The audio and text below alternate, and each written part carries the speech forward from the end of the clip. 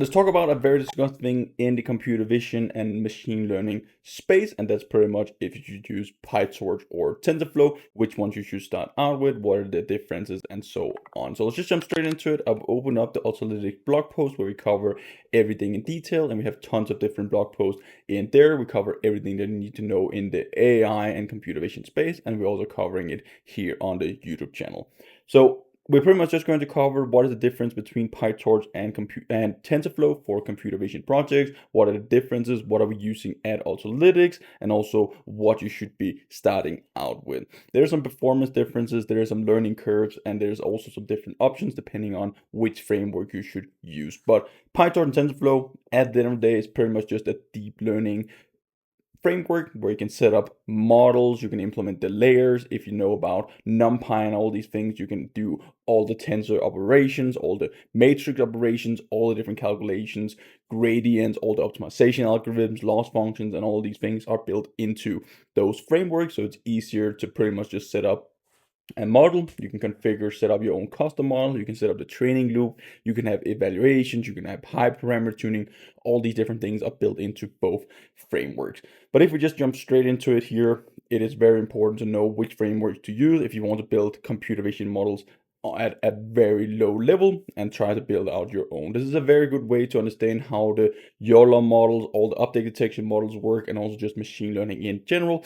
So it's very important that we know the fundamentals, because now we have these higher level frameworks as Ultralytics, where we just take the model, we hit train, and then we can run our evaluations and all that. But at the end of the day, under the hood, PyTorch is running all of it.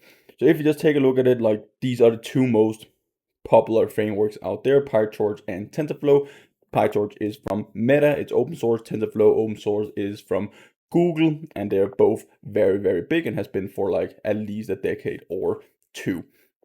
So if we just scroll a bit further down here in our blog post, we can see that they cover in different ecosystems. So they pretty much have the exact same things where you can like build the models, you can have the different layers. Some layers are supported faster in TensorFlow, some are in PyTorch, but it's pretty much like always up to date with new architectures, models, layers, and research. But then they have some different variations for what edge processing devices you want to run it on. So if you, for example, want to serve it on a Google TPU or some of those hardware they have on Google side, then it might be better to use TensorFlow. And then there's also just some all the open source if you want to use distributed programming, like distributed if you have a large GPU cluster that you want to train on, you might have some advantages with PyTorch. So it's mainly Python that we're writing PyTorch and also TensorFlow in. It's written in C++, so it's pretty much just an extraction and a Python wrapper on top of it. So we still get all the speeds and everything. It's just much faster to iterate, and this is the same for both frameworks. So you can also write it in C++ and JavaScript. We just have the Python wrappers on top, which makes it much faster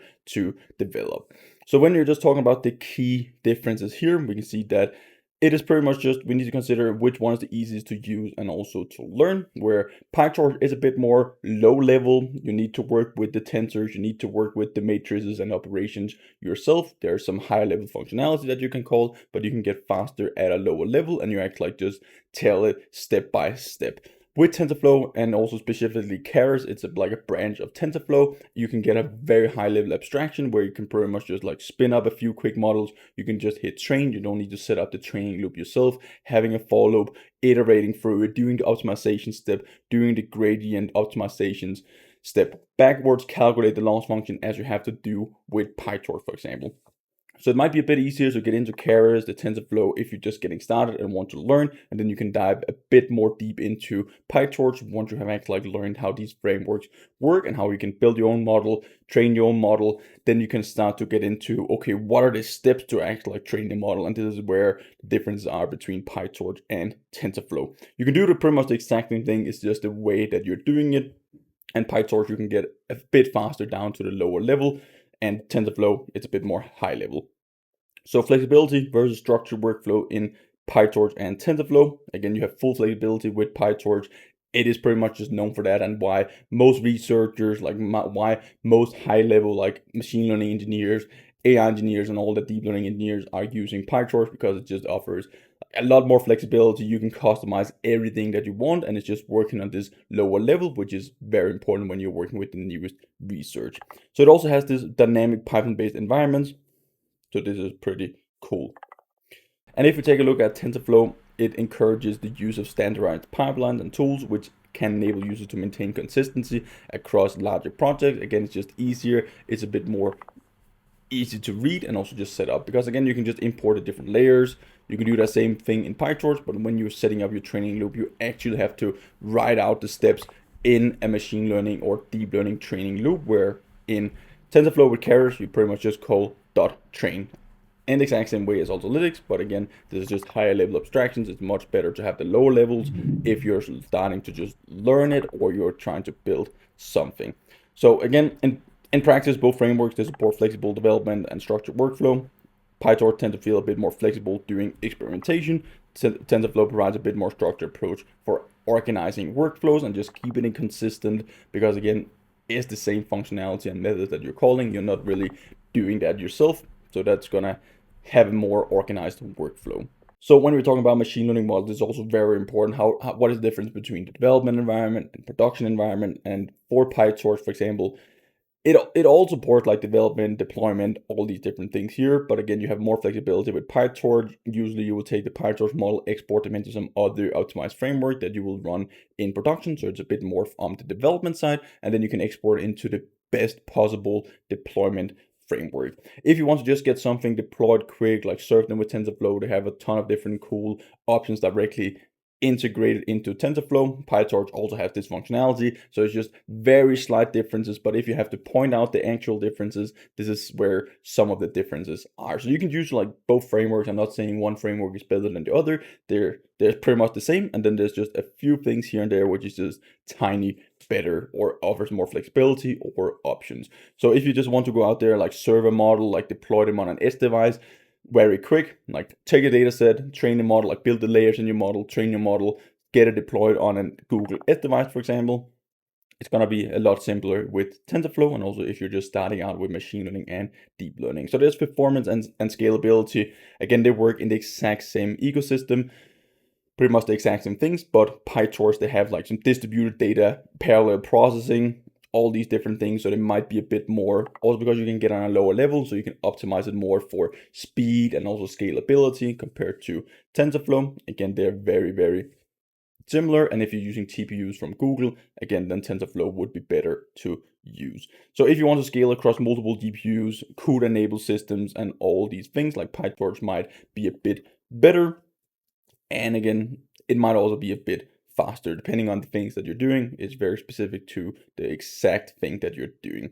So community and industry adoption is also just very important. Like what industry, what area are you in, what should you use, what are the most common to use? Again, because again, if you're working in larger teams or together with multiple people, you want to work in the same frameworks, even though they are very similar. But again, it's going to take some time to transfer between the frameworks. So again, PyTorch is for researchers, a bit more hardcore things. I feel like TensorFlow, Keras is a bit more for just learning, or if you're just working with Google's ecosystem already, or you're working with that code base, that framework already, because you just got something quick up and running. But that's pretty much the differences. I would probably, like myself, I would prefer PyTorch any day of the week, because again, it just offers more flexibility. It has a lot of cool things. And again, you can do the exact same things in both frameworks pretty much.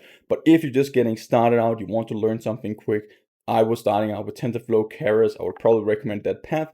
Just figure out how all the things work. And then once you're ready, once you know the whole loop, then you can start to boil more down into each individual one. The data pre-processing, the model layers, how can we fine tune the matrix operations, how do we set up the training loop, all these things which is abstracted in TensorFlow and Keras. Then I will start to get into PyTorch, where I can learn it on a bit more low level. But if you just start out with PyTorch at the lowest level, it might be a bit harder to understand and get into. So that's why I'm kind of like just starting out with TensorFlow, Keras, get something running, and then learn the low level stuff with PyTorch. Then you pretty much know both frameworks, and you can adapt based on the job or what you're doing in school. Pretty much whatever project that you have both tools in your toolbox, and you understand it on a much lower level. This is pretty cool. Definitely go and check it out. Like if you're working with Ultralytics, everything is written in PyTorch. You can go and check out the source code, how all those things are set up. This is also a very good exercise, and also just to learn how you're actually building real computer vision systems, the best models out there that you can get in the computer vision space. Hope you learned, Tom. Definitely go through it again. Like, check out both frameworks, follow the path here that I have mentioned, and then I hope to see you guys in one of the upcoming videos. Until then, happy learning.